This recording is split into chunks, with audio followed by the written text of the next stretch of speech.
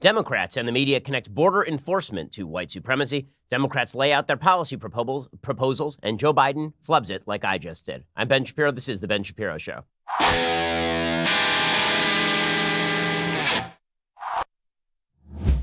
We have a lot to get to this hour. Joe Biden obviously stepping on his own toes.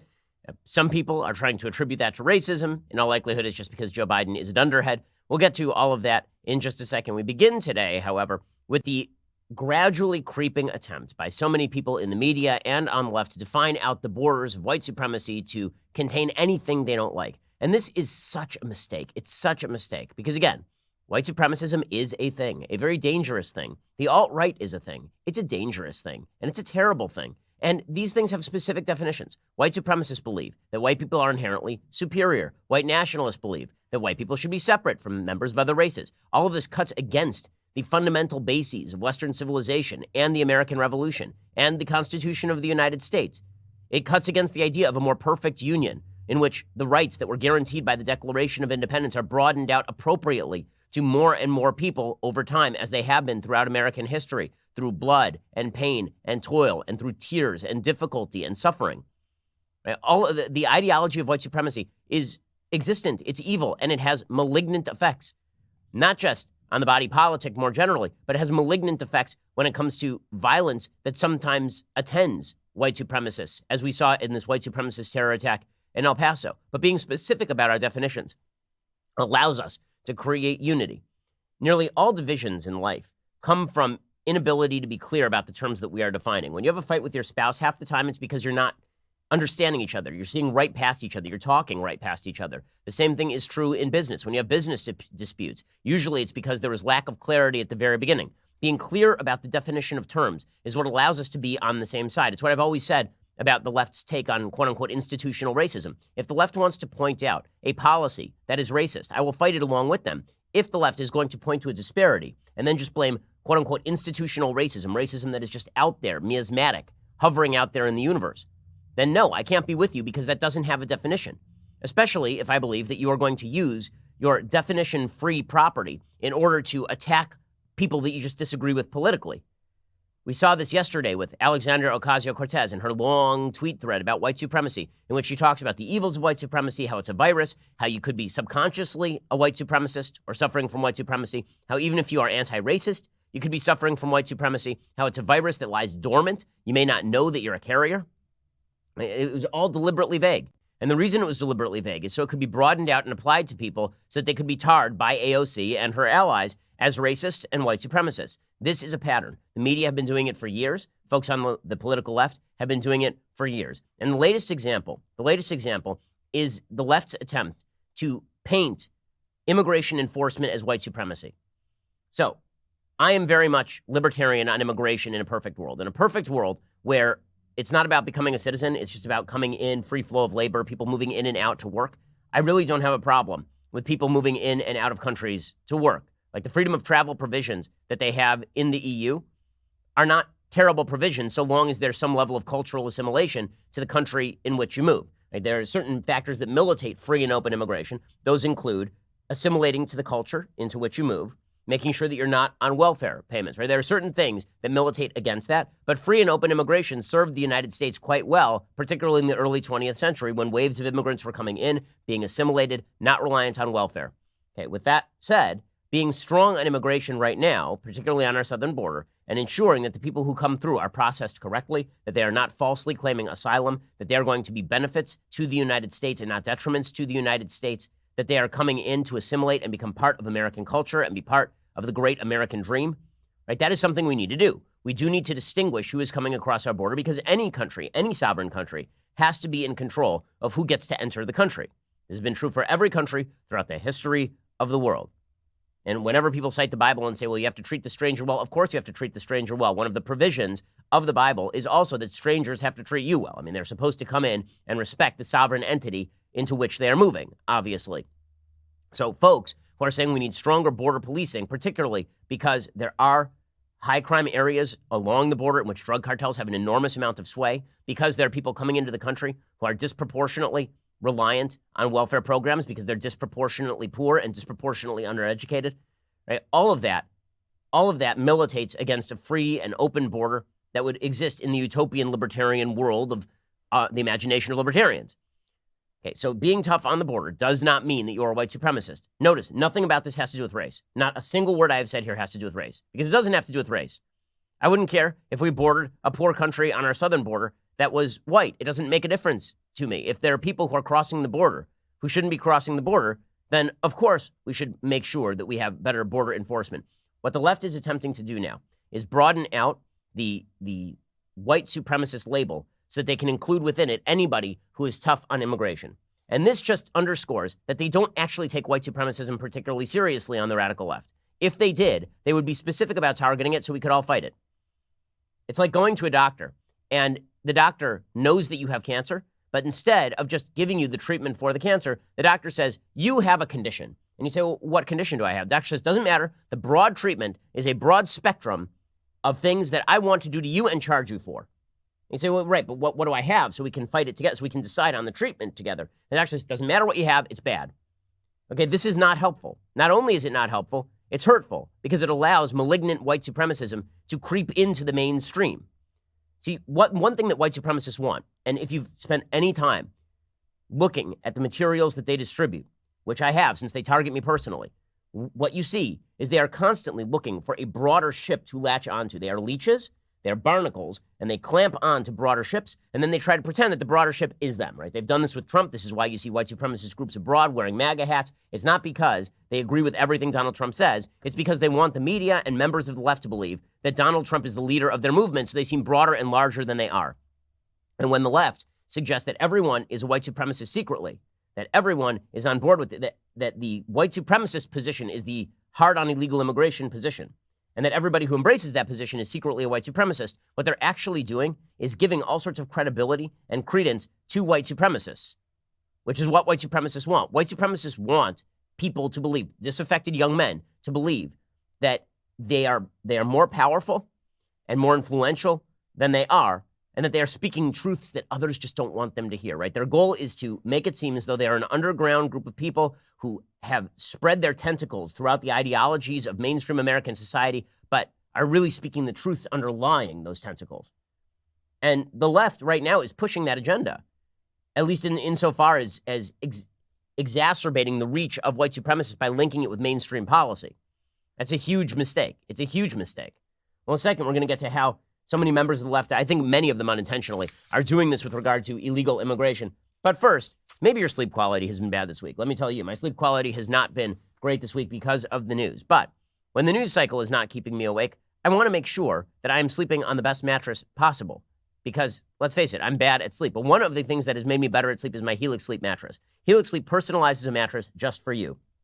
Helix Sleep has a quiz that takes just 2 minutes to complete. It matches your body type and sleep preferences to the perfect mattress. No matter how you sleep, side, back, hot sleeper, whatever, Helix can make what your body needs. Just go to helixsleep.com/Ben. Take their 2-minute sleep quiz. They will match you to a customized mattress that will give you the best sleep of your life. For couples, Helix can even split that mattress down the middle, providing individual support needs and feel preferences for each side. They've got a 10-year warranty. You get to try it out for 100 nights risk-free. They'll even pick it up for you if you don't love it, but you will. So, I mean, what do you have to lose here? It really is fantastic. My wife and I took the 2-minute sleep quiz. The mattress arrived in the mail. We just cut open the box and inflated right in front of us. We popped it on the bed frame. We're good to go. It's so good, I got one for my sister for her wedding. Helix right now is offering up to $125 off all mattress orders for our listeners. Get up to $125 off at helixsleep.com/Ben. Again, that's helixsleep.com/Ben. Go check them out right now. helixsleep.com/Ben for up to $125 off your mattress order. Okay, so how are members of the media attempting to broaden out the white supremacist label? Well, they're attempting to do it with regard to illegal immigration, particularly surrounding a raid that just happened in Morton, Mississippi. So listen to how the Associated Press reports this. U.S. immigration officials raided 7 Mississippi chicken processing plants on Wednesday, arresting 680 mostly Latino workers in the largest workplace sting in at least a decade. Now, this is nothing new. Under George W. Bush, there were workplace stings, and there was a very famous one in Postville, Iowa, that resulted in the arrest of several hundred illegal immigrants. So workplace raids that are designed to go after employers who are employing illegal labor, those have long been a part of American life. This is part of law enforcement. Sometimes you raid businesses that are violating the law. The raids were planned months ago. They happened just hours before President Donald Trump visited in El Paso, Texas, the majority Latino border city where a man linked to an online screed about a Hispanic invasion was charged in a shooting that left 22 people dead. Okay, so look how the AP is trying to link together the white supremacist shooting with basic U.S. immigration enforcement and the Trump administration. And then they quote Angelica Sales, executive director of the Coalition for Humane Immigrant Rights, saying, quote, on a day when we seek unifying words and acts to heal the nation's broken heart, President Trump allows so many families and communities to be torn apart. About 600 U.S. immigration and customs enforcement agents fanned out across the plants operated by 5 companies, surrounding the perimeters to prevent workers from fleeing. And then all of the media attention has focused in on the family members who were left behind, who were not caught up in the raid. The AP says those arrested were taken to a military hangar to be processed for immigration violations. About 70 family, friends, and residents waved goodbye and shouted, let them go, let them go. Later, 2 more buses arrived. A tearful 13-year-old boy whose parents are from Guatemala waved goodbye to his mother, a coke worker, as he stood beside his father. Some employees tried to flee on foot but were captured in the parking lot. Mississippi is the nation's 5th largest chicken-producing state, and the plant's tough processing jobs have mainly been filled by Latino immigrants eager to take whatever work they can get. Chicken plants dominate the economies of Morton and other small towns east of Jackson. Matthew Albence, ICE's acting director, told the AP in an interview on Wednesday, just down the road from the coke plant, that the raids could be the largest ever workplace operation in any single state. Asked about their coinciding with Trump's visit to El Paso, Albence responded, this is a long-term operation that's been going on. He said raids are racially neutral and based on evidence of illegal residency. He said that the companies involved could be charged with knowingly hiring workers who are in the county illegally and will be scrutinized for tax, document, and wage fraud. Bill Chandler, then they start quoting folks saying that basically this is racist. Bill Chandler, executive director of the Mississippi Immigrant Rights Alliance, calls the terrible raids another effort to drive Latinos out of Mississippi and blamed Trump for fanning racism with past incendiary comments about immigrants. So there's an attempt now to tie basic border policy that Trump is espousing to white supremacy. And you can see this in the media coverage. There's this massive raid, and the focus isn't on illegal immigrants being arrested for violating the law. The focus is on the effect on the families. The idea is if we show enough crying children on TV after people are arrested for violating the law, then we will shift the policy. You don't see these sorts of stories after there's a big drug bust, for example. After there's a big drug bust, cocaine ring, people are dragged away to jail. You don't see them focus in on the kids still standing there waiting for mommy or daddy to come home. When Kamala Harris is rounding up truant parents in California as Attorney General, you're not seeing videos about the kids who are left at home. Every arrest ends with a parent going to jail if there are kids in the picture. But the media are focusing heavily on this for a specific reason. Here is CNN focusing on kids weeping after the ICE raids. Again, it's terrible that this is happening to the kids. Their parents also violated the law. 2 things can be true at once. Here is CNN reporting on this. Please, can I just see my mother, please?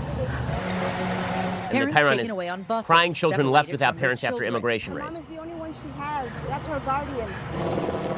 In immigration raids across Mississippi on Wednesday. I need my dad for me. My dad didn't do nothing. He's not a criminal.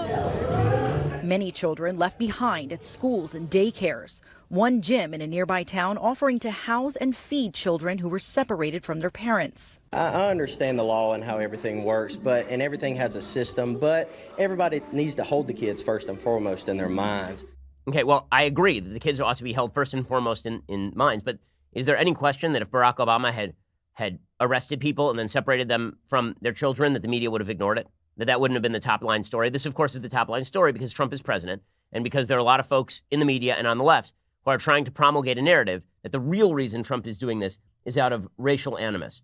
And it's not just members of the media who are subtly pushing this. Some people are just saying it openly. Sheila Jackson Lee, congressperson from Texas, she comes out and she suggests that these ICE raids are like a Gestapo. I am on Homeland Security. I think it's unfortunate when ICE has to be made into this kind of agency and to be an intimidator rather than an agency that has in the past made sure that we are safe in this nation. That is what Americans want, to be safe. But when their neighbors are rounded up in a vile way, when children are left unprotected, I'm disappointed.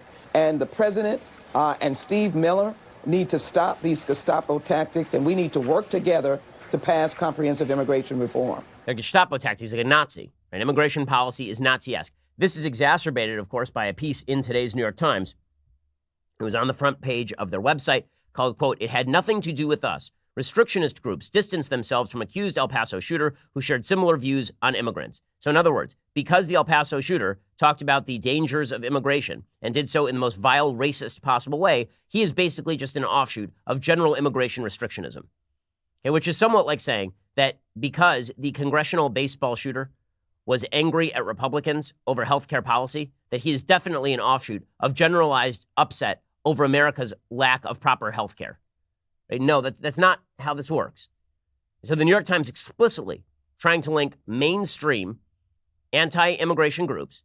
I don't agree with some of their policies, Foer and some of the other groups that are cited here, Numbers USA. But the notion that those groups are linked to the mass shooting in El Paso, again, this is what the media are trying to do to broaden out the concept, which is that white supremacy really isn't just somebody who declares that white people are superior and that America needs to remain white and then shoots up an El Paso Walmart. White supremacy is really anybody who believes that there ought to be immigration restrictions.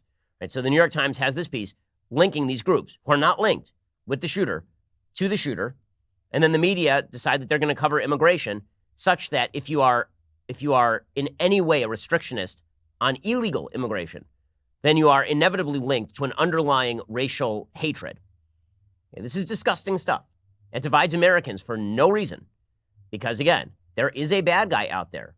There are bad people out there. There are actual white supremacists out there. But linking generalized conservative policies on immigration to white supremacism is overtly dishonest.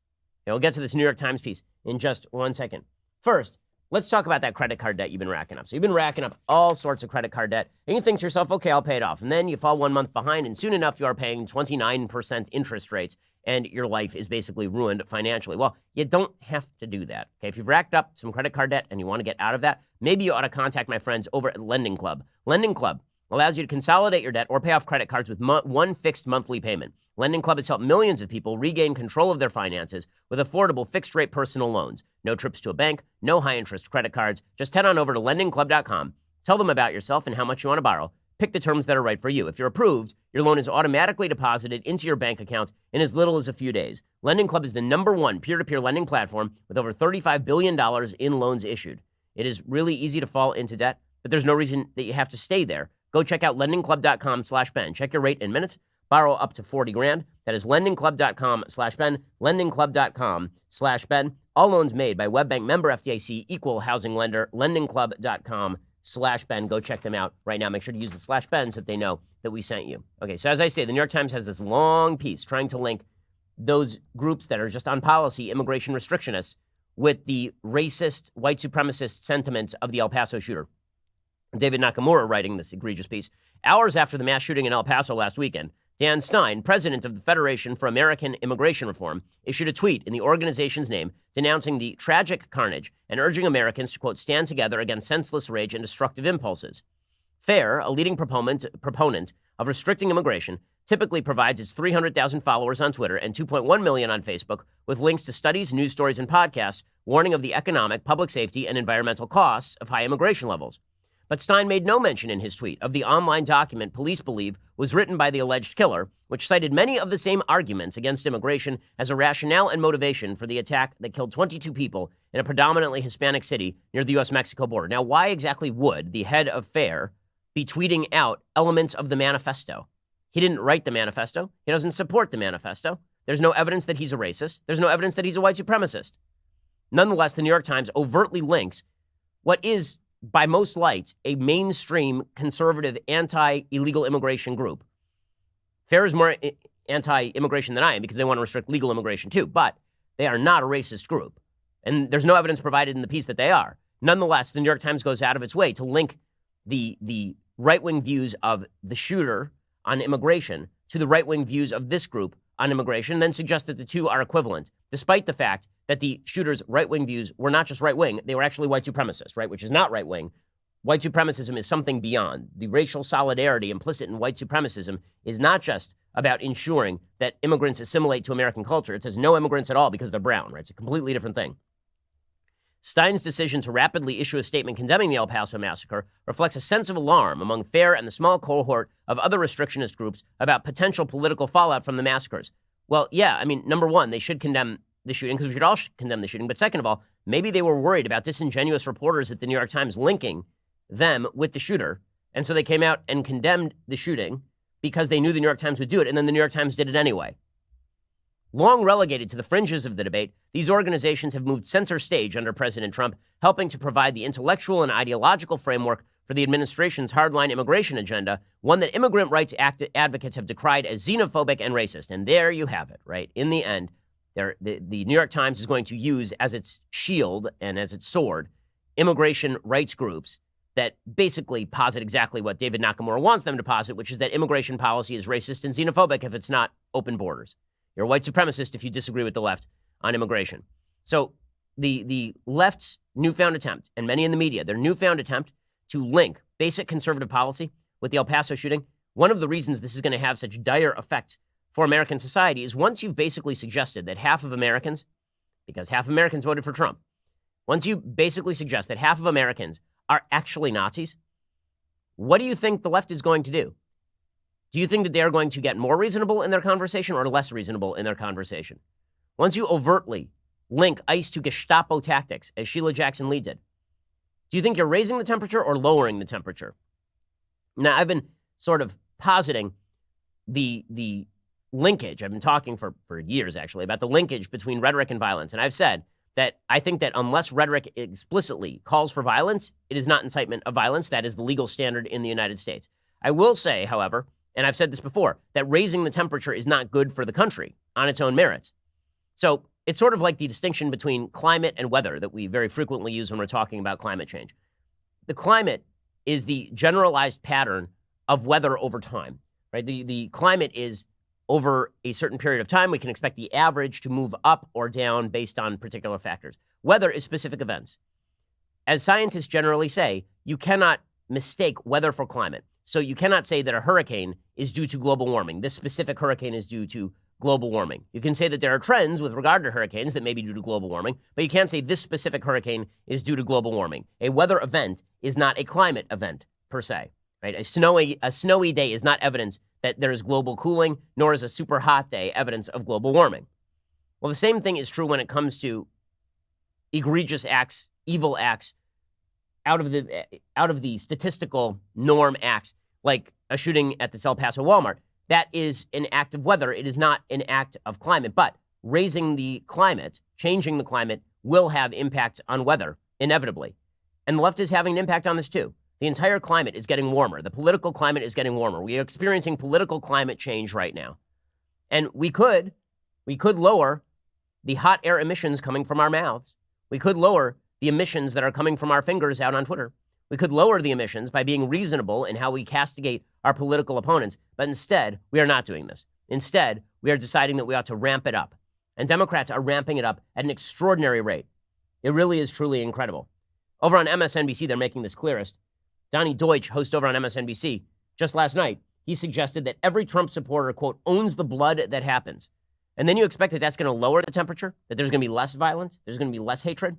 Well done, everyone. People of color are already targets under this administration. Right. I have no problem with shining the light back on the donors who fund this kind of racialized hate. I go further. I want pitchforks and torches outside this man's house in the Hamptons. Right. I've been to the Hamptons. It's very nice. There's no reason why it has to be. There's no reason why he should have have a nice little party, right? No, I want there's no reason why people shouldn't be able to be outside of his house and making their voices peacefully understood that they do not rejected stuff. Okay, pitchforks and torches outside people's house based on who they give money to. Okay, that wasn't Donnie Deutsch. That was Illy Mistel, who's the executive editor of Above the Law. Pitchforks and torches outside of Trump donors' houses. And then there's an MSNBC host I mentioned, Donnie Deutsch. He says sort of the same thing. He says, you own the blood that happens. Clip 18. Stephen Ross, to me, is the epitome. This election comes down to guys like that and people saying, no, you don't get to say I'm for racial equality and all these good things.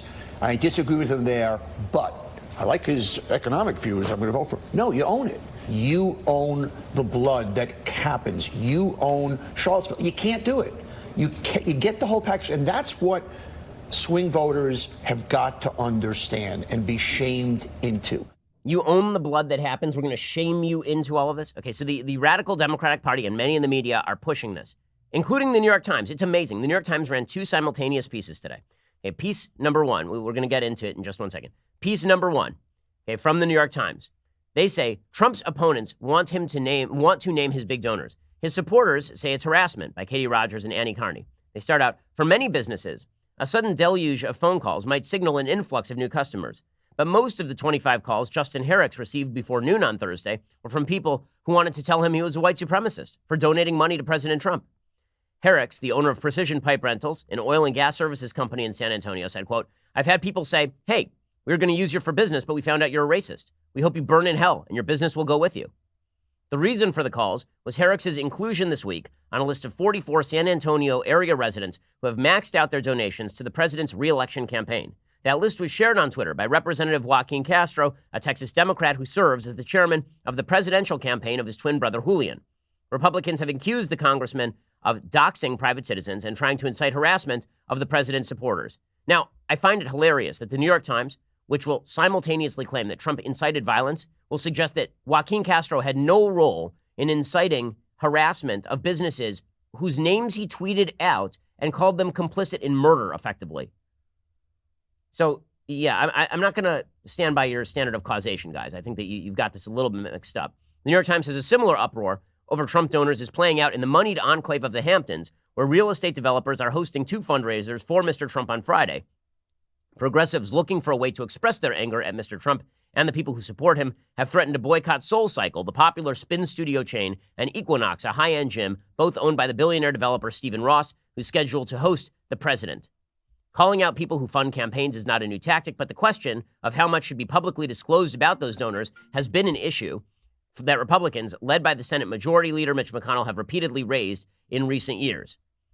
In a heated political environment, boycotting businesses of big donors has led to a new round of outrage at either end of the political spectrum. Okay, so the New York Times is openly acknowledging that the people that Joaquin Castro targeted are being harassed. So the New York Times then has an editorial from the editorial board, and it's called, May the SoulCycle Boycott Make Democracy Better. And then they try to separate off what Joaquin Castro did from what the people boycotting SoulCycle did, which is impossible because it's the same exact thing. Right? It is targeting donors to political campaigns on the basis of their politics and then suggesting that they are responsible for grave evil and no one should patronize their businesses and they deserve pitchforks and torches outside their house. It is the same exact thing. The New York Times is embarrassed that Joaquin Castro precipitated harassment of specific people, but they kind of like his tactic, and that's what the editorial says. They said stunts like Joaquin Castro's upstage a real concern. Americans should want to know more about who funds political campaigns. We already have transparency laws in place. We already know who funds political campaigns. That's not what's going on here. What is going on here is that when you call Trump a Nazi, and when you call his supporters Nazis, and then you say, here are all the people who donate money to Nazis, you should not be surprised when the political climate change that you are incurring racks up and continues to rack up. And again, I'm focusing in on the left today because the reactionary left is doing this week. Okay, Trump has raised the temperature in the past, and I have ripped him a new one when he has. Okay, but the raising the political temperature from the left this week has been utterly astonishing in the aftermath of an attack that should at least have brought us together for a moment of mourning when we're all on the same page with regard to white supremacism. So the New York Times editorial board tries to distinguish the same movement to go after Equinox and SoulCycle from what Joaquin Castro did. They said a popular form of protest, boycotts, more often serve to draw public attention to an issue than to effect concrete change. With Mr. Ross, critics may or may not manage to inflict any financial pain. They nonetheless are publicly demanding that he answer for and perhaps ultimately rethink his political giving. In the process, they're sending a signal to other major contributors to carefully consider their choices lest they face a similar accounting. Public shaming seemed to be at the core of Mr. Castro's treat it well, though the outcry from Republican officials was much louder. The Texas congressman was accused of inviting harassment and encouraging violence against his own constituents. There's rich irony about the Republican self-righteousness, blah, blah, blah, blah, blah, blah, blah. Then they say, well, it's kind of embarrassing that Mr. Castro did this, right? They say that he unlinked disclosure from policy, and that is a bad thing. But then they conclude, by basically saying that we should increase the amount of coverage of this sort of stuff. They say, for now, one basic step may be for media outlets and other advocates for transparency to keep working to ease access to and promote interest in donor data more broadly. So in other words, we're embarrassed that people harassed the people that were targeted by Joaquin Castro, but let's do more of that. More of that would be good. The only problem is that Castro said the quiet part out loud, and that the people he targeted were the little people. But if they'd been the big people, it would have been fine. Now, listen, I think it is perfectly appropriate to call out major donors for whom they donate to. I do not think it is appropriate to boycott businesses in which they invest, specifically because they happen to be investors in that business, especially if particularly and only if the business does not reflect the policy preferences of the person at the top. So I don't know which businesses George Soros is invested in. I don't. And frankly, I don't really care, because as long as those businesses are not reflecting his political preferences, I will shop there. I think George Soros donates a lot of people to people I really dislike. I think that his politics are egregiously bad in many, many ways. Really terrible in many ways. I think he funds a lot of groups that I really can't stand. But I'm not going to stop shopping. I'm not going to become part of a country where everybody is expected and must, in fact, go through the corporate boards of every major corporation that produces a product that we eat, wear, or entertain by, and then decide whether those people reflect our politics. By the way, important to note, one of the major funders of Marvel Entertainment is a Trump donor. So guys, start burning your Avengers Endgame DVDs. Well done. This is all making the country so much stronger and so much better. In the aftermath of something as terrible as what just happened, the fact that we can't get together on anything is really indicative of a serious problem in the country. Okay, in just a second, we're going to get to Democratic gun control proposals and Joe Biden making a big boo-boo on the campaign trail. We're also going to get to something that Joe Biden is doing right that the other Democrats are not doing right. First, time is quickly running out to purchase tickets to our Backstage Live show. It's a special one-night-only event, August 21st, at the beautiful Terrace Theater in Long Beach, California. I'll be there. Daily Wire God King Jeremy Boring will be there. Andrew Klavan, Michael Knowles will be there if that's something you want, like herpes. We'll be talking politics, pop culture, answering your questions from the audience. Tickets are on sale right now at dailywire.com/backstage, including those limited VIP packages that got all the media attention. They guarantee premium seating, photos, meet and greets with each of us, a gift from me. I've shopped for it, it's beautiful, and more. They're selling fast, so head on over to dailywire.com/backstage. Reserve yours today. Really, the tickets are going to be gone probably by next week, so do it now. I'll see you there. Also, our Sunday special this week. One of the reasons you should subscribe is because you get our Sunday special a day early.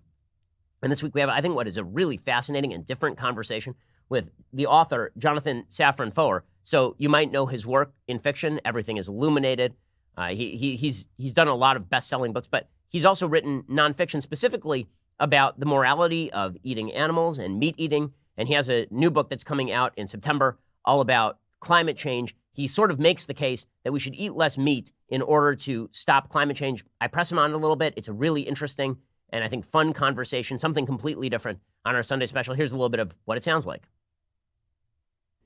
A lot of the ways that people talk about making a difference are not making a difference. They just feel good. And I think in the future, our children and our grandchildren, our great-grandchildren, aren't going to look back and say, what did great-grandpa Ben feel? You know, they're going to look back and say, what did great-grandpa Ben do? It's a really interesting conversation. You know, I'm, as you know, skeptical of some of the claims that the solutions purported to be pushed by the global warming extremists, people like AOC, that those are going to either accomplish what they seek to accomplish or are practical in any possible way. But I also believe that climate change is indeed happening. I agree with the general scientific consensus that man-made climate change is a huge part of the problem. I disagree with a lot of the prescriptions that are put out there. It's really an interesting conversation. You should go check it out because I think it's kind of more sophisticated than a lot of the global warming, climate change conversations that you generally hear out there. Also, it is that glorious time of the week when I give a shout out to a Daily Wire subscriber. Today, it's Joseph Lynch on Instagram. He has one amazing view. I mean, that's a terrific view. While enjoying a sip from the world's greatest beverage vessel. In the picture, Joe, apparently while sitting on his motorcycle, is holding that leftist tears tumbler in frame with Mount Rushmore looking down upon him and a fellow traveler. The caption reads, cross-country ride to toast the founders with some leftist tears. Hashtag leftist tears tumbler. Hashtag Combat Veterans Motorcycle Association. Awesome, awesome stuff. Thank you, Joe, for your service in the U.S. Army and continued safe travels across this beautiful country. If you want that leftist tears tumbler, which is indeed magnificent, all you have to do is subscribe. Go subscribe over at dailywire.com. $99 a year gets you the tumbler, as well as the annual subscription and all the goodies. We are the largest, fastest growing conservative podcast and radio show in the nation.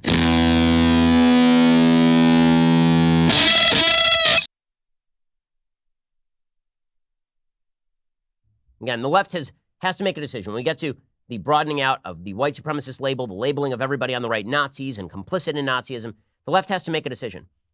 And it's a political decision as well as a moral one. The moral one is, do you really believe that your fellow countrymen are insidious racist Nazis? Is that really what you believe? Do you really believe that this is 1859 or even 1960? Is that what you really believe? When you look at your neighbors, is that what you see? When you look at a state that you don't live in, do you see either godless leftists who hate America on the one hand, or do you see a bunch of rube rednecks who hate black people and gays on the other? Because if that's what you believe, you're doing it wrong. You really are doing it wrong. There are serious differences in values in the United States, but if the way we do politics is now to label our opponents as either incipient tyrants who are going to inevitably destroy the republic and all of our rights, or as people who are deliberately attempting to harm black people and brown people, and you lump in general policy with that without any sort of logical linkage, you're doing it wrong. Unfortunately, the left is doing this more and more. Now, Joe Biden actually is doing something somewhat smart about this. So Joe Biden was asked yesterday. Joe Biden is taking a clever tack politically. So he says that Trump forwards white supremacy. Okay, that is at least an arguable proposition on a logical point of view, because in 2015, 2016, Trump did wink and nod at the alt-right. So that's at least an arguable proposition. But Joe Biden is not willing to call Trump a white supremacist. Why? Because he understands that that's, number one, not true, and number two, that by suggesting Trump is a white supremacist, he is suggesting that all of Trump's supporters back a white supremacist. So Biden, quite correctly, is reluctant to go all the way. As we'll see, his Democratic opponents are not. I believe everything the president says is done encourages white supremacists, and I'm not sure there's much of a distinction. As a matter of fact, it may be even worse. In fact, if you're out there trying to, in fact, curry the favor of white supremacists or any group that, in fact, is anathema to everything we believe. So whether he is or is not a white supremacist, he encourages them. Everything he does, he speaks to them. He's afraid to take them on. And if you notice, the one time he used the word white supremacy, he was, it was not, was he talk about sleepy. He was awful sleepy in the way in which he talked about it. Okay, so he's making the distinction. Now, he should be making the distinction more strongly, and obviously he is exaggerating the president's record on white supremacy by a long shot. I mean, again, the president has condemned, Trump has condemned white supremacy about 1,000 times since 2017. With that said, he's doing something other Democrats are not doing, right? Elizabeth Warren just came straight out and she tweeted out that the president is a white supremacist. Right? She actually tweeted out today, I was asked whether the president is a white supremacist. I said yes. Okay, good luck with that pitch. Good luck with the pitch that Trump is a white supremacist. First of all, it's obvious BS. Everyone knows it. Second of all, you're labeling everyone who supports him a supporter of white supremacism. And what this is leading the radical left to do is to polarize the debate in a wild and crazy way. So I want to give you an example of how terrible the media are in covering this sort of polarization. So Tommy Lee, who's the founding member of Motley Crue, long time drummer and, of course, star of a sex tape with Pamela Anderson, most famously. Tommy Lee put out a statement on Twitter that he cribbed from somebody else on Reddit. Here is the statement that he put out on Twitter. Quote, "You Trumpsters better pray that liberals never gain control of the White House again, because we are going to pay you back so effing hard for all of this S word. Planned Parenthood's on every damn corner. We're going to repaint Air Force One, pussy hat pink, and fly it over your beloved Bible Belt 6 days a week, tossing birth control pills, condoms, and atheist literature from the cockpit. We're going to tax your mega churches so bad Joel Osteen will need to get a job at Chick-fil-A to pay his light bill. Speaking of Chick-fil-A, we're buying all those and giving them to any LGBTQ person your sick cult leaders tortured with conversion therapy. Have fun with the new menu, you bigoted F words. Try the McPence. It's a boiled, unseasoned chicken breast that you have to eat in the closet with your mother. We're going to gather up all your guns, melt them down, and turn them into a gargantuan metal mountain emblazoned with the face of Hillary Clinton. All parks will be renamed Rosa Parks ASAP. We're replacing Confederate statues with BLM leaders and Mexican immigrants. Every single public school will be renamed after a child that was kidnapped by this regime. And after we fumigate the White House, we're repainting the whole thing rainbow. Fox News will be taken over and turned into a family refugee shelter. We're turning Hannity's office into a giant unisex bathroom with changing tables and free tampons. And every single time a Trumpster complains about any of the changes, we're adding an openly gay character to a Disney movie." Okay, so it's obviously an insane, ridiculous post that is specifically designed to tick off the right. Obviously, it's trollery. It's trollery. Let me read you the headlines and how this is covered. Now, imagine, first of all, that this had been somebody, a Trumpster, posting this from the right. We are going to seize your birth control. We are going to turn this into the Handmaid's Tale. Every time you complain about it, we are going to force you to bear a child. Right? Like, imagine the right-wing reversal of this, like a right-wing fascist reversal of what Tommy Lee is doing here. Imagine the headlines from a prominent person. Career over, right? Career done, obviously. Here are the headlines. Here are the headlines from the various newspapers. People magazine. Tommy Lee reshares explosive rant that lays into Donald Trump. Wow, what a hero. What a hero. USA Today, an unapologetic Tommy Lee lays aim at the Trumpsters. The Daily Beast. No, Tommy Lee is not a fan of President Trump. Complex. Tommy Lee strikes a nerve by sharing quote that envisions a post-Trump America. New York Daily News. Motley Crue drummer Tommy Lee takes aim at Trump supporters. Okay, I mean, this is AOL.com. Tommy Lee riles up Trumpsters with lengthy political message on social media. Variety. Tommy Lee slams Trump in Twitter rant. And then you wonder why people in conservative America are getting a little frustrated. Let's see. You're calling us all Nazis and white supremacists.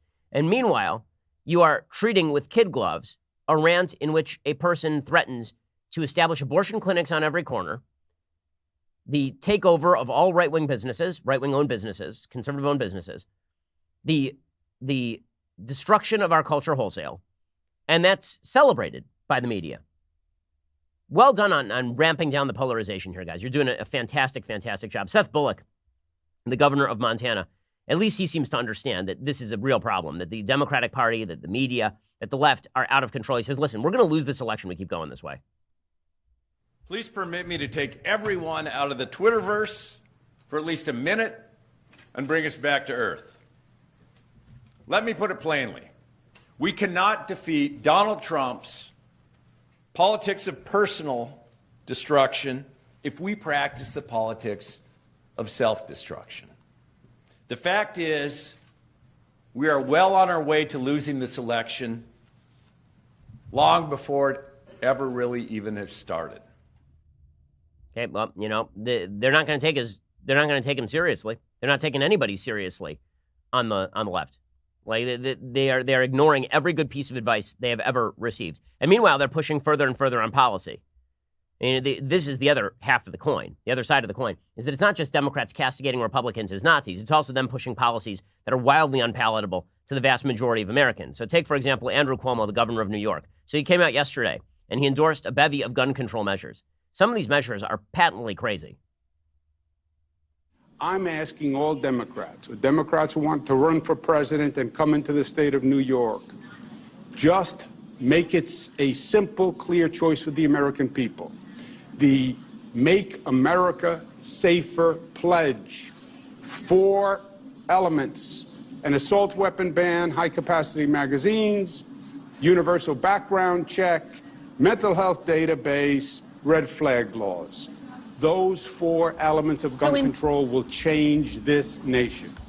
Those 4 elements of gun control will change. So red flag laws are something that I've talked about, gun violence restraining orders. And if properly drawn, they might be a good idea. But creating a mental health database, how's that even going to work? I mean, really, how's that going to work? Like you suffer from depression and go see a therapist, and so now you're banned from accessing guns? Like under any circumstances? That's not Orwellian at all. That's not violative. Passing universal background checks, we have them in California. They have not accomplished anything. Outlawing quote-unquote assault weapons and high-capacity magazines. Again, California has done the high-capacity magazine outlawing. It hasn't done anything. We've had multiple mass shootings in California since that has happened. The assault weapons ban from 1994 to 2004 had no effect. So these policies are not in line with what most Americans want. And then it gets worse, right? Joe Biden yesterday speaking in Iowa, he says his first move as president of the United States would be to rejoin the Paris Climate Accord, which, by the way, is a completely effect-free climate accord. Okay, it doesn't actually create obligations on any of the countries. The number 1 reduction in climate emissions happened in the United States after we pulled out of the Paris Climate Accord. So it has nothing to do with anything real. But according to Joe Biden, it's first priority. You know, I love the fact that there's no global warming. You all know that out here in Iowa. You know it doesn't exist. I heard a farmer today on the TV who's a Republican said, well, I don't think it's caused by humans, but I have a problem. I have a problem. Well, there's a big problem. This is the existential threat to the United States, to the world, and it's real. And it's not just 11 years. We got about 10 years before we lose the opportunity to stop the erosion that's occurring now. It's real. First thing I would do as President of the United States, I'd rejoin the Paris Climate Accord, which I helped put together. Stumbling and bumbling and stumbling his way around the campaign trail. Speaking of which, Joe Biden had a major stumble yesterday on the campaign trail, and it's fun to watch the left simultaneously, depending on whether they like Biden or not, ignore it or make a big deal out of it. In reality, it's just Biden stumbling over his words like he regularly does. But listen to Biden. He's talking about education. And in this clip, you're going to hear him equate poor people with black people and smart and rich people with white people. It's pretty wild. We should challenge students in these schools to have advanced placement programs in these schools. We have this notion that somehow if you're poor, you cannot do it. Poor kids are just as bright and just as talented as white kids. Wealthy kids, black kids, Asian kids. And then I like how he tries to walk it back as he realizes what he said in real time. Now, let's put it this way. If Donald Trump had ever said anything like that, that leads the news for a week, right? Because the media have a narrative, and the narrative is that if Trump makes a gaffe, it is in line with his underlying racism and racial animus. If Joe Biden, who once declared that every 7-Eleven has an Indian person behind the counter, apparently he got that from watching The Simpsons or something. It's ridiculous. That same Joe Biden, if he says that poor kids are basically black and white kids are rich, then that's totally fine. Most members of the media have been trying to walk this off. Now, in fairness, do I think that Joe Biden actually believes that all poor kids in the United States are black? No, I don't. I think this is Joe Biden messing all over himself because he does that on a regular basis, and that's why he has to wear political depends. The political depends are the members of the media. But that's not going to stop members of his own party from going after him, the woke brigade. So Bill de Blasio, who is insufferable on the highest level, he tweeted out about Joe Biden, and this is a let them fight from Godzilla moment. Right? Bill de Blasio tweets out, poor kids are just as bright and talented as white kids. To merely dismiss Joe Biden's words as a mere slip of the tongue is as concerning as what he said. We need to have a real conversation about the racism and sexism behind electability. So now, Bill de Blasio is making the case that if you talk about electability, you're racist. And if you're a Democrat who thinks Joe Biden is more electable, it's because you think Joe Biden is more racially friendly to the vast bevy of racist white folks across America. So electability is code for you're a racist. I mean, if this doesn't give the lie to what the left and the Democrats on the radical left are doing, I don't know what does. It's just a matter of degree. The mainstream media are trying to declare that if you are strong on immigration policy, you're a racist. The more woke Democrats are trying to declare that if you ever gave money to Donald Trump or give money to Donald Trump, mainstream Democrats even are doing this, then you are a racist and a vicious bigot. The most woke Democrats, like Galaxy Brain, the most Galaxy Brain Democrats, like Bill de Blasio, are claiming that Joe Biden is a racist. Right? The Galaxy Brains like AOC. Nancy Pelosi is a racist. AOC said that the New York Times was racist. So it's only a matter of degree. And then you wonder why people don't take your adjudications of racism seriously, guys. Maybe it's because it's only a matter of degree and how you're going to misuse the label because you never actually defined the label. It's a bad move by Democrats politically, and it's really, really bad for the country. Failing to define terms, deliberately obfuscating clarity, deliberately overriding reality in order to pursue a narrative is dangerous, dangerous stuff. And meanwhile, a piece of news that the media will largely ignore, a good guy with a gun stopped a bad guy with a gun over in Kentucky, or rather in Springfield, Missouri. According to Kentucky 3, the Springfield Police Department says it responded to a call of an active shooter at the Walmart neighborhood market at Republic Road near Golden Avenue on Thursday evening. The Springfield Police Department arrived on scene within 3 minutes of the call. Police stated that a young white male, appearing to be in his 20s, pulled up to the Walmart where he donned body armor and military fatigues. Police say that the man had tactical weapons. He walked into the Walmart. He grabbed a cart and began pushing it around the store. Police say the man was recording himself walking through the store via a cell phone. The store manager at the neighborhood market pulled a fire alarm, urging people to escape the store. The man then made his way out of an emergency exit where a former firefighter held the man at gunpoint. So a firefighter, not a police officer, a firefighter who had a concealed carry permit, held the guy at gunpoint. At that moment, Springfield police arrived on scene and detained the man. The Springfield PD could not confirm the nature of the statement said by the man to those inside Walmart. They do confirm the man had loaded weapons and over 100 rounds of ammunition. Lieutenant Mike Lucas said it was clear the man's intent was to cause chaos. He said his intent was not to cause peace or comfort. He's lucky to be alive still, to be honest. Police identified the man's vehicle. For all the talk about how good guys with guns don't happen, good guys with guns do happen. And that is a pretty obvious case of a good guy with a gun. Okay, it's a Friday, so it's time to do a little bit of mailbagging. So let's mailbag it up. Let's see, Abraham says, a few weeks ago, you tried to answer my question about the long-term sustainability of trade deficits. The thing is, I've often heard your grocery store analogy, but I see a flaw. Suppose the sum total of all your outside shopping exceeded all of your outside income. Wouldn't you go broke eventually? Your answer, that China invests in U.S. bonds or U.S. companies, means that you agree that in the end it winds up as U.S. debt or foreign ownership of our assets. How is that sustainable over time? Well, it is sustainable over time, given that they are going to have to buy from you. So that actually, you answered your own question. To go back to the grocery store analogy, let's say you spend all of your money at the grocery store, and the grocery store only spends some of its money with you. But then the grocery store can only spend you currency, right? You have your own currency. So the grocery store can only spend the U-bucks with you. So the grocery store goes in and they buy some of your assets, or they buy something that you want. One of two things is eventually going to happen, right? Eventually, what you're going to end up with is the grocery store will no longer be able to buy your assets because you won't have any more assets. And thus, you will be forced not to spend in those countries, presumably at the grocery store. Or, alternatively, the grocery store will keep taking your money and keep buying stuff from you. Right? That the long-term ownership of U.S. assets, there's a lot of worry about this with Japan in the 1980s. It turns out that trade deficits usually are not sustained on a year-to-year basis. They fluctuate. So sometimes there's a trade deficit, sometimes there is not a trade deficit.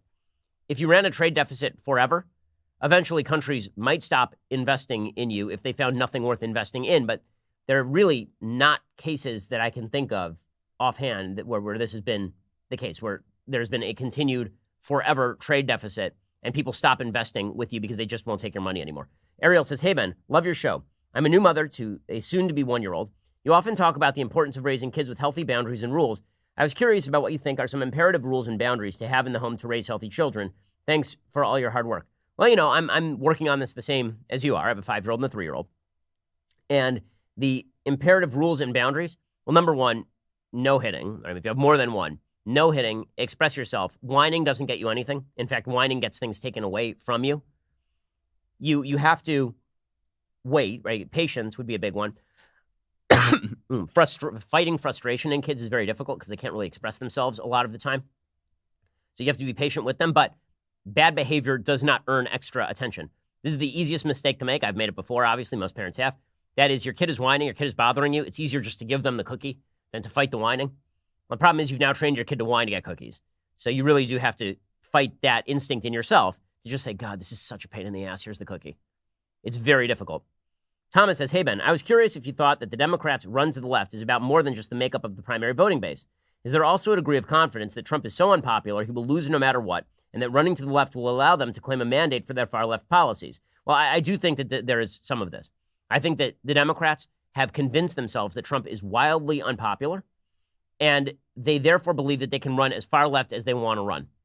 And so they are mistaking Trump's personal unpopularity with the unpopularity of his political program, and that's a huge mistake. That's not backed by polls or reality.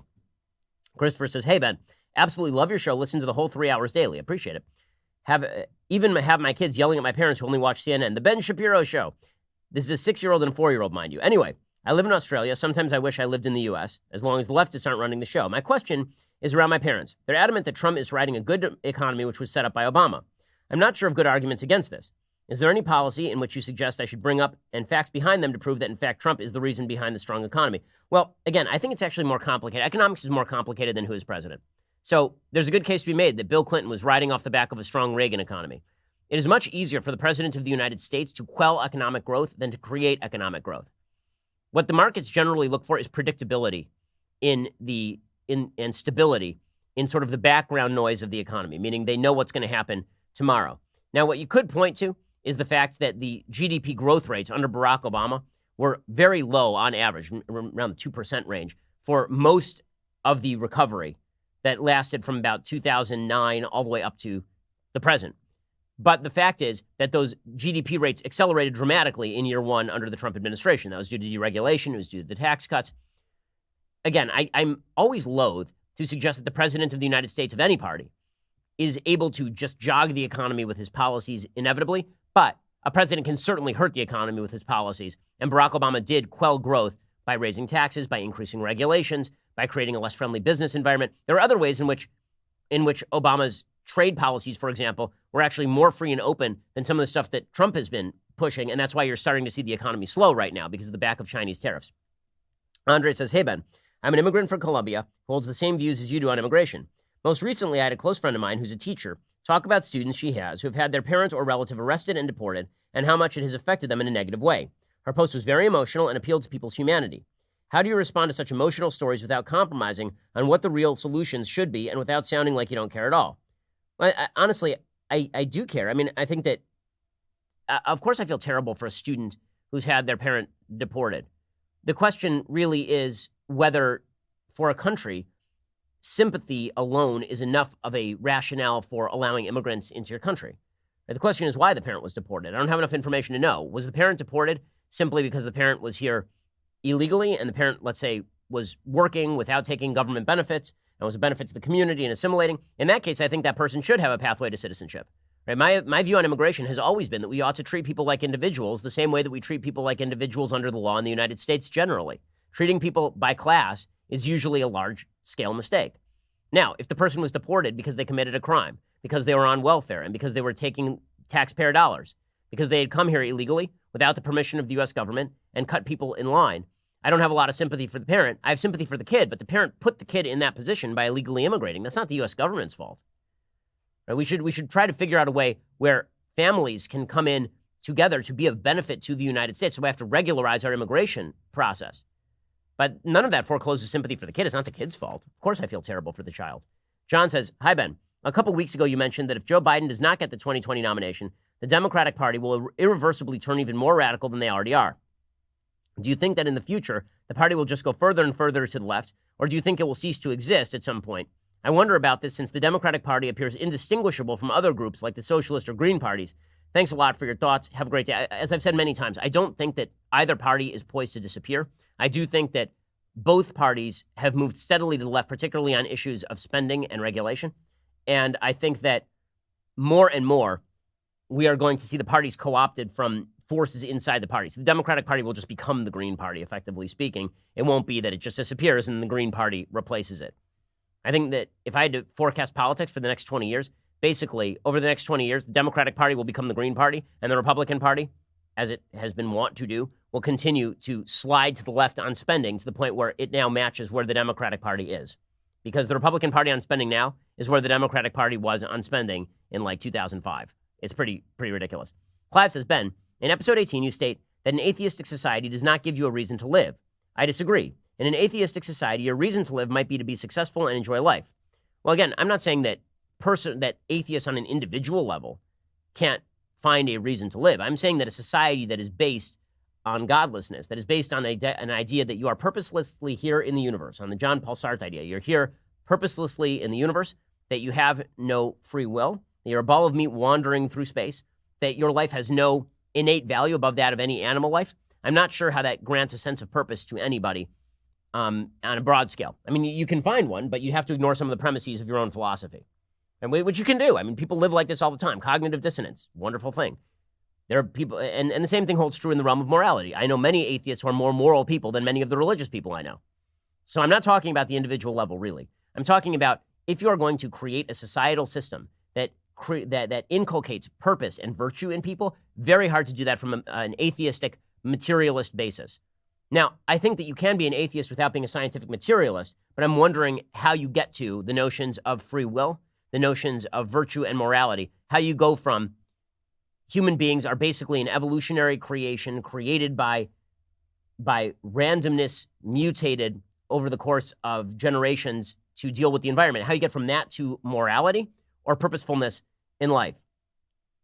Let's see. And if you want to know more about this, Clive, you can check out my book, The Right Side of History, largely about this topic. Dylan says, hey, Ben, I work at a liberal university managing public health telephone surveys. I recently have been working on a project that requires data collection in both English and Spanish, both of which I speak. However, I came upon information that Planned Parenthood is a stakeholder in the project. Being vehemently pro-life, I feel as though I can't collect data on this project and should speak with my boss. What would you recommend? So the question really is, when it says they're a stakeholder in the project, do they benefit from the project? And is it affecting how the project is done? Meaning, if you are gathering information on behalf of Planned Parenthood, then you're working for Planned Parenthood. Right? This is not quite the same thing as boycotting Equinox, where the person making money on the other end doesn't actually control the government policy. Right? It doesn't have to do with how the business is run. If that person, if Stephen Ross, who ran Equinox, was running a get out the vote effort, then boycotting the get out the vote effort seems to me perfectly reasonable. If effectively what you're talking about is a get out the vote effort for Planned Parenthood, then going in and saying you don't want to be part of it, that seems reasonable to me. Let's see. Nathan says, Ben, love the show and everything you do. Live in the D.C. area and work Department of Defense. I hear a dozen different and probably useless explanations on Chinese currency manipulation. Wondering if you can give the elevator speech on the topic and offer a book, paper, something that can delve deeper into the topic. Thanks again, Nate. Well, when it comes to currency manipulation, you know, I'm always a fan of the sort of classical Viennese economists, folks like Friedrich Hayek, folks like Mises, right? They write about currency manipulation and its curses repeatedly. As I've told you before, as I've said before, I am a fan of the gold standard in which the government doesn't get to manipulate the level of currency. When it comes to Chinese currency manipulation, what people are worried about is that China is going to radically inflate its currency. And in doing so, it's going to make it very hard for the United States to import product into China and very easy for China to export product to the United States. Now, in the long run, devaluing your currency like that actually hurts your own citizens because now they're getting more and more expensive products and their savings are worth nothing. Right? So devaluing currency is not actually good for a country over any significant period of time. But when it comes to trade wars, devaluing your currency sometimes allows you to pay back debts with the devalued currency. Sometimes it allows you to export products, quote unquote, more cheaply because the exchange rate has just changed dramatically. Now, I am not sure that Chinese currency manipulation is behind what is currently going on in China. So people have been saying that China is manipulating its currency right now to inflate it. That seems to me quite plausibly the after effects of American tariffs against China. Because when we tariff the Chinese government, what we are actively doing is upvaluing our own currency. We're putting less American dollars into circulation, which means there are fewer of them available, which means that the demand stays the same. The supply is lowered. The price of an American dollar goes up. This means an immediate devaluation of the Chinese currency, just as a natural consequence of America placing tariffs on Chinese goods. But labeling them a currency manipulator allows us to take different trade actions against them. Again, not clear that that's a good idea. Also not clear that it's actually an effective evaluation of the situation. Okay, let's see, maybe one more question. Michael says, hey, Ben, serious question. What would it take to turn the Star Wars franchise around for you with the upcoming Rise of Skywalker film? It was all a dream. It was all a dream would be the best possible solution. I think that we probably, at this point, have to redo all of it. It turns out that killing off all of your childhood heroes and making them losers was a very bad idea. And there's this line in The Last Jedi where Kylo Ren turns to Rey and says, why can't we just erase all of the past and then we'll start new, you and me? And it's a really interesting moment. And Rey's like, no, we can't do that. We can't do that. Okay, the problem is that Disney is actually Kylo Ren. So they've taken all the nostalgia that you had for your childhood watching the Star Wars movies, and then they have killed off every one of those characters one by one to benefit characters who are significantly less interesting on every possible level. It's terrible. I mean, I blame J.J. Abrams. I think this all started. I'm not going to blame Rian Johnson as the true creator of the Star Wars collapse. J.J. Abrams is a derivative B-movie director, and he directed he directed episode, what was it, 7? He directed episode 7 with all of the creativity of a plagiarist. Hey, look, a Death Star. I'm shocked. Hey, look, it's a guy who's he's just basically Darth Vader. That's amazing. But he created a great sin. The great sin, as I've said before, is that he took Han Solo, who was the coolest character in the original Star Wars, and turned him into a loser divorced dad who wanders around the universe in his Cadillac with the fuzzy dice and his best friend smoking weed, and then shows up only to be killed by his son at the behest of his wife he hasn't seen in 20 years for the dumbest possible reason. At that point, I was like, out. Sorry, I'm out.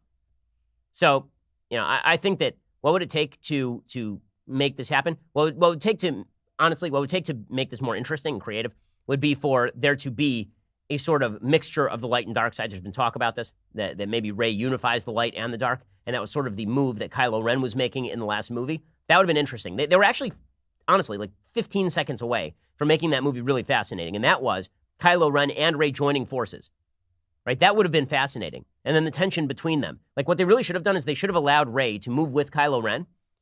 And then they should have had the original Star Wars characters, because at that point, Luke is still alive. They should have had the original Star Wars characters then fighting against the newbies, right? That would have been fascinating and really counterintuitive because, honestly, let's be real about this. Who cares about Kylo Ren and Rey? Like, just your sympathies, don't lie with them. Your sympathies were always with the original characters because you have 40 years of nostalgia for those characters. Stupid. Okay, so here's my proposal. My proposal is we pretend that these movies never happened. It was all a dream. And then we either recast all of the original parts and pick up right where Return of the Jedi left off, with Admiral Thrawn still out there trying to reunite the fragments of the Empire. Or we fast forward 70 years, everybody's dead, there are statues of them in the Great Hall, and you just move on with whatever the universe is. Instead, they decided to have the baby, and you ended up with the worst of all possible scenarios. Alrighty, so we're not going to do things I like or things I hate today because we're just out of time. But, gang, our business is growing rapidly. That means that we are excited to be offering more opportunities to become part of our in-house team. Head on over to dailywire.com/careers. See if any of our job openings would be right for you or somebody that you know. I know, I make it sound horrible to work here, and that's because it is. I mean, just ask any of our producers. But if you actually do want to work here and be part of the gulag-like slog through the mud that is working at the Daily Wire, you can make that happen by going over to dailywire.com/careers. We eagerly await making you into one of our low-paid scullions. Enjoy. Check us out at dailywire.com/careers. Also, please subscribe, as always. We're here for 2 more hours later this afternoon. Otherwise, we'll see you here on Monday. I'm Ben Shapiro. This is The Ben Shapiro Show.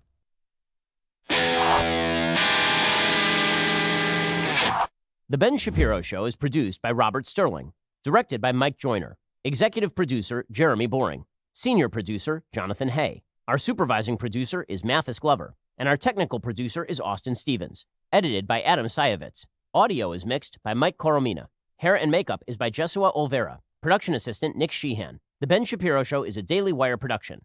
Copyright Daily Wire 2019.